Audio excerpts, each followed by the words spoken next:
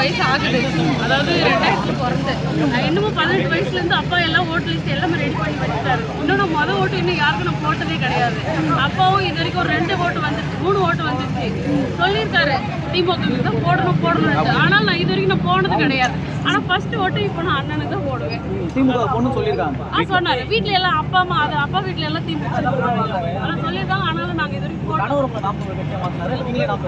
இல்ல அதாவது எங்க வீட்டுக்காரால தான் எனக்கு அந்த இம்ப்ரெஸே வந்துச்சு. இவர் வந்து டெய்லி வேலை விட்டுட்டு வந்தாலே அவரோட வேலைக்கு போன்ல வீடியோ அண்ணா எங்க போ இந்த போராட்டம் பண்றது இந்த மாதிரி பண்ணி பேசுறது வந்தாலே அந்த வீடியோ மட்டும் தான் 7 மணிக்கு வந்தாலும் 11 மணி வரைக்கும் அவரோட இது மட்டும் தான் அதை பார்த்து தான் எனக்கும் நம்ம நாட்டு மேல நிறைய இம்ப்ரெஸ் ஆயிடுச்சு.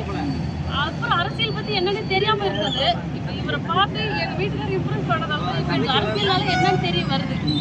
இந்த அளவு பேசினாலும் அது இவரோட இது அண்ணன் சீமனோட அவங்களுக்கு என்னென்ன சொல்றது ரசிகர்னா ரசிகரோட பேசணும். அதை வந்து நாங்களும் அப்படிதான் செம்மஞ்சேரியில் பார்த்துருவோம். ஆனால் நாங்கள் வந்து ரசிகரை தான் பார்க்குறோம். ரசிகர் மன்றத்தில் ஆமாம் எப்படி அந்த கட்சிக்கு அழைச்சிருப்பாங்க எங்களுக்கு வந்து கொள்கை தலைவர் தான் வேணும். எங்களுக்கு வந்து திரையிலேருந்து எங்களுக்கு வேண்டாம், தலையிலேருந்து எங்களுக்கு வேணும். அதனால நான் தேர்தல் அந்த சம்பந்தம் அதெல்லாம் படத்துல நடிக்கிறதுக்கு பாக்குறதுக்கு நம்மளுக்கு சூப்பரா இருக்கு. அதெல்லாம் நம்மளோட வாழ்க்கை முறைக்கு செட் ஆகாது. அதே மாதிரி தான் விஜய் ரசிகர்களுக்கும் அதாவது இப்போ அவர் கட்சிக்கு போய் சப்போர்ட் பண்றாங்களா அவங்களுக்கு இதே மாதிரி தான். அதாவது அவங்களுக்கு எங்களை வீடியோல போடுவாங்க, போட்டு இது லைக் வாங்கிக்கலாம், ஷேர் வாங்கிக்கலாம் அப்படின்னு சொல்றது அவங்களுக்கு பெருமையா இருக்கலாம். ஆனா அது நாட்டுக்கு சரி பண்ணுவாங்க.